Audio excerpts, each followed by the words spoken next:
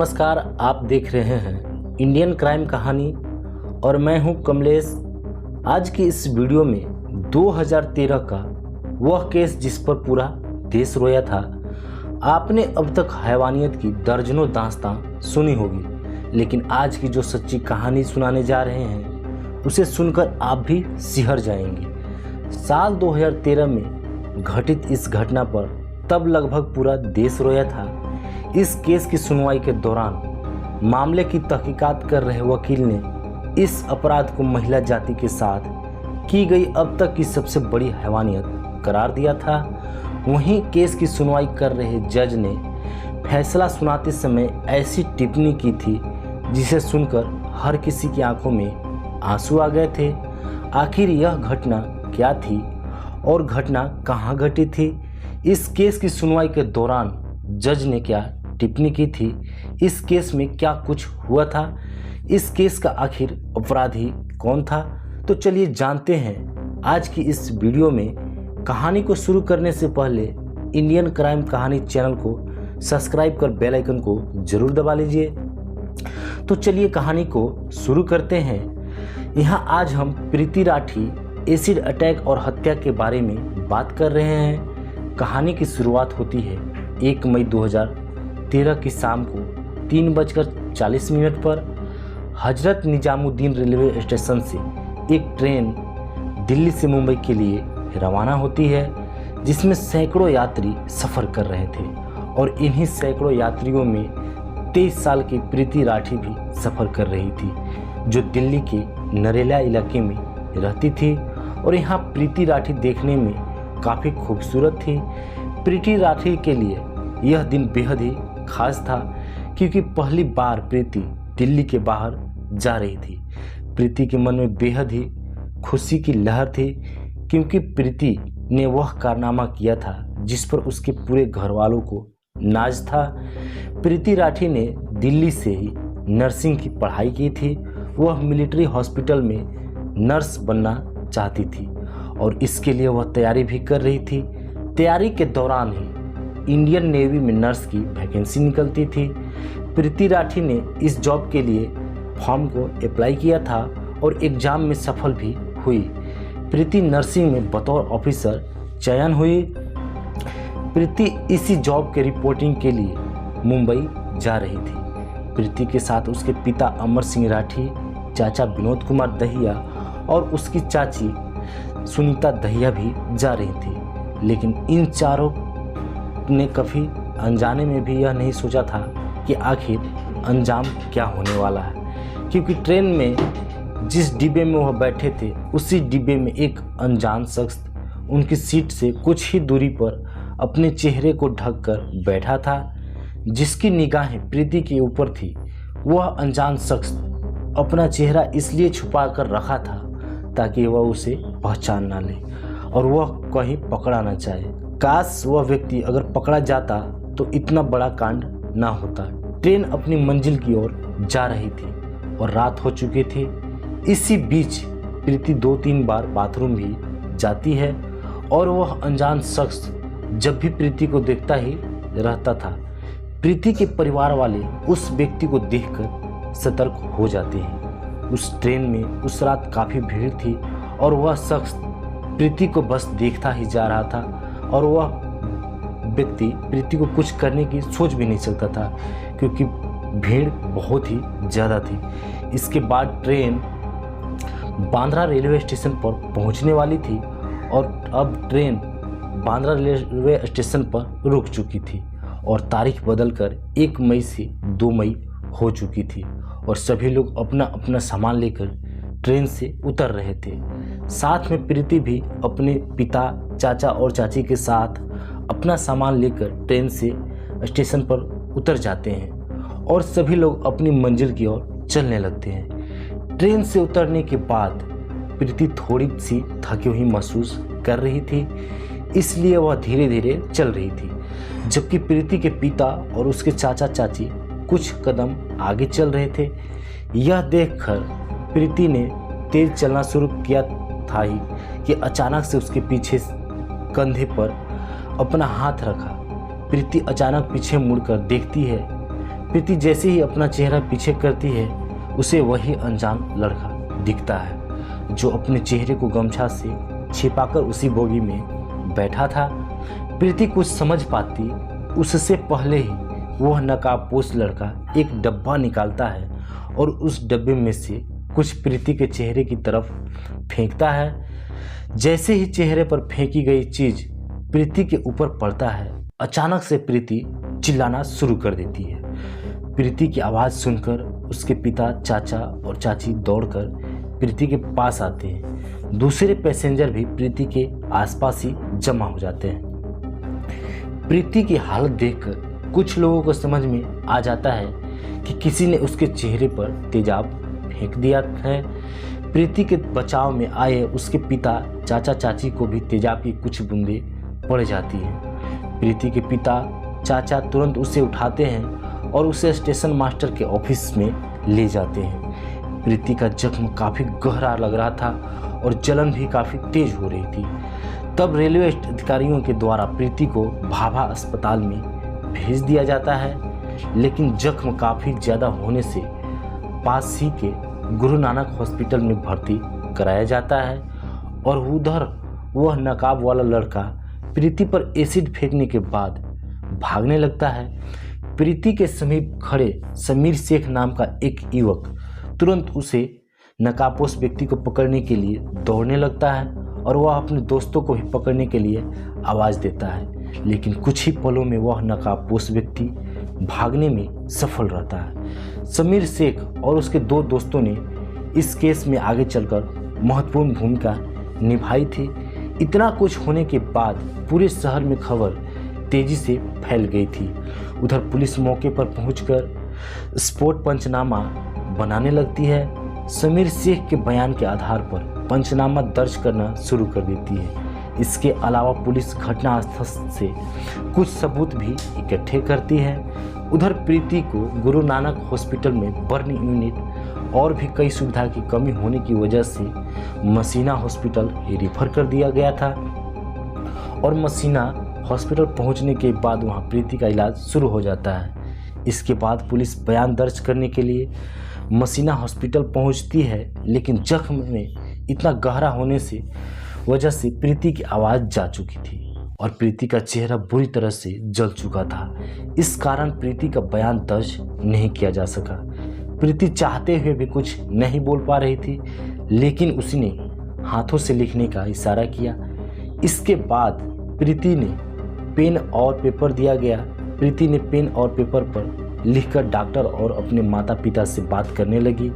उधर पुलिस उस व्यक्ति की तलाश करने में जुट गई थी जिसने प्रीति पर एसिड फेंका था। लोगों के मन में भी यही सवाल बार बार आ रहे थे कि आखिर उस लड़के ने इस मासूम सी बच्ची का साथ ऐसा बड़ा हैवानियत क्यों किया। और जब सच्चाई सबके सामने आई तो सभी लोगों के रोंगटे खड़े हो गए।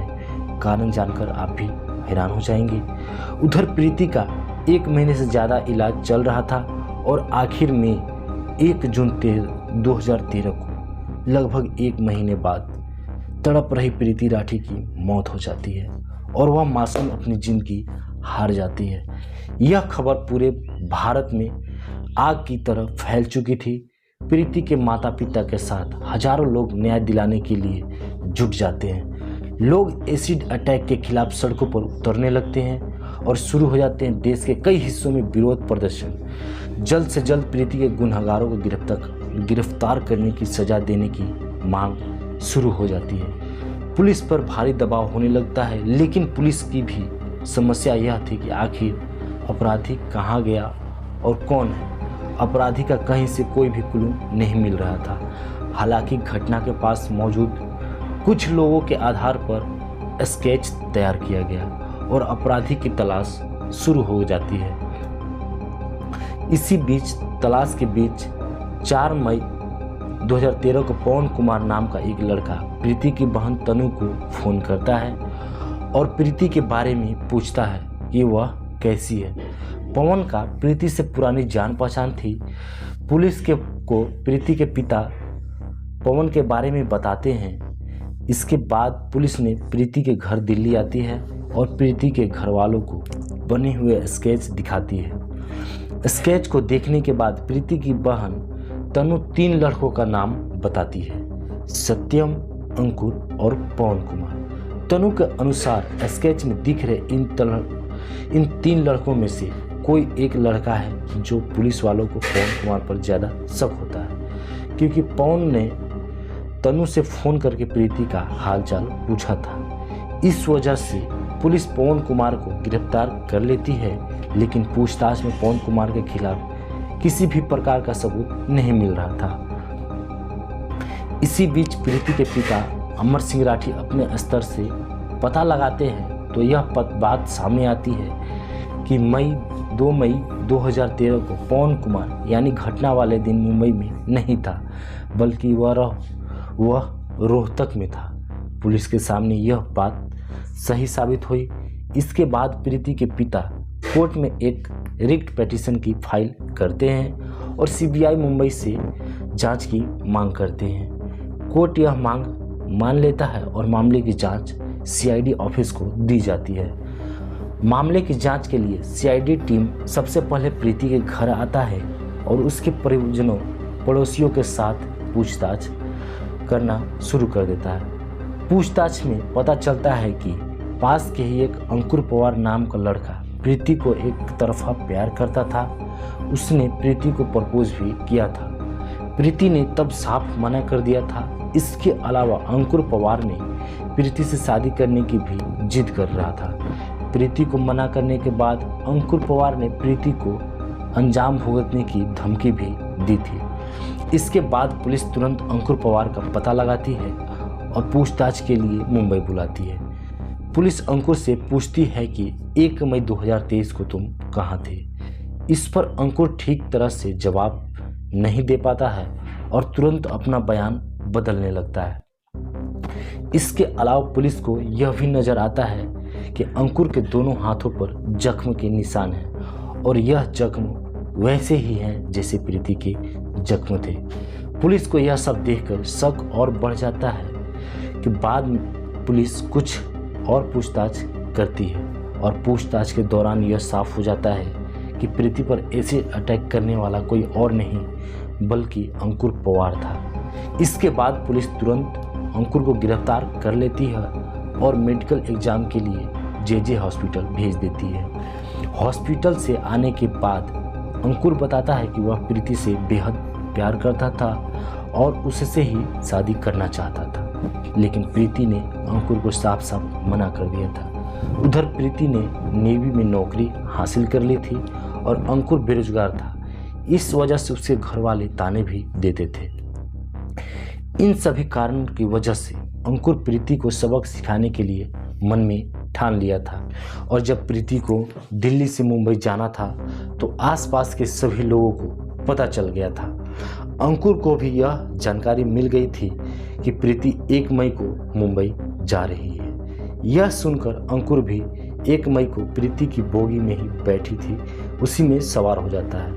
वह प्रीति पर ट्रेन में ही एसिड फेंकना चाहता था, लेकिन भीड़ ज़्यादा होने के कारण प्रीति पर एसिड फेंकने का मौका नहीं मिल पाता है। आखिर में प्रीति जब ट्रेन से उतरती है तब अंकुर एसिड फेंकता है। अंकुर यह तो कबूल कर लेता है कि प्रीति पर एसिड उसने फेंकी थी, लेकिन पुलिस के पास पुख्ता सबूत नहीं थे। इसलिए पुलिस अंकुर के खिलाफ सबूत जुटाने में लग जाती है। जांच पड़ताल में यह पता चलता है कि अंकुर एक दुकानदार से झूठ बोलकर एसिड खरीदता है कि उसका एक बैटरी का दुकान है, इसलिए उसे ज़्यादा मात्रा में एसिड चाहिए। फिलहाल सैंपल के तौर पर कुछ मात्रा में एसिड चाहिए।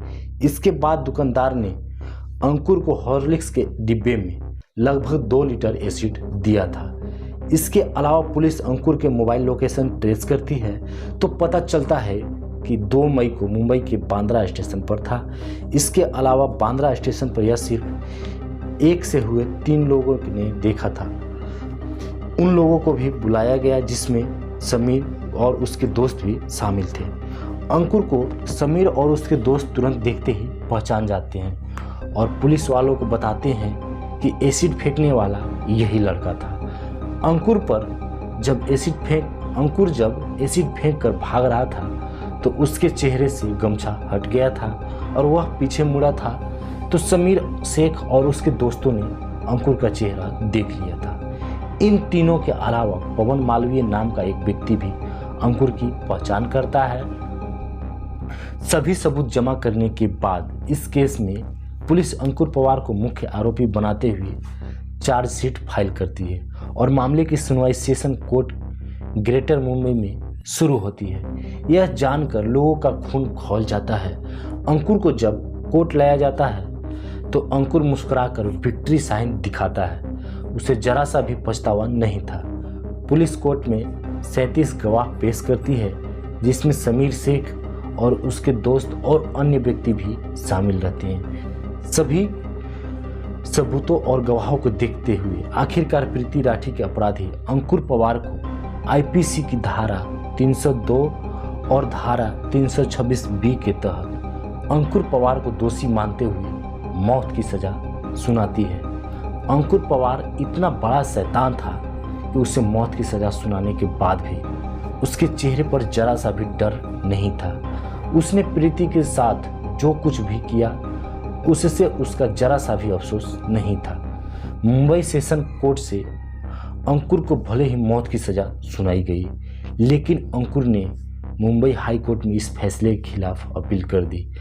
हाई कोर्ट में इस मामले की सुनवाई शुरू हुई और इस मामले की लंबी सुनवाई के बाद जून 2019 में मुंबई हाई कोर्ट ने सेशन कोर्ट से के फांसी की सजा को उम्र कैद में बदल दिया।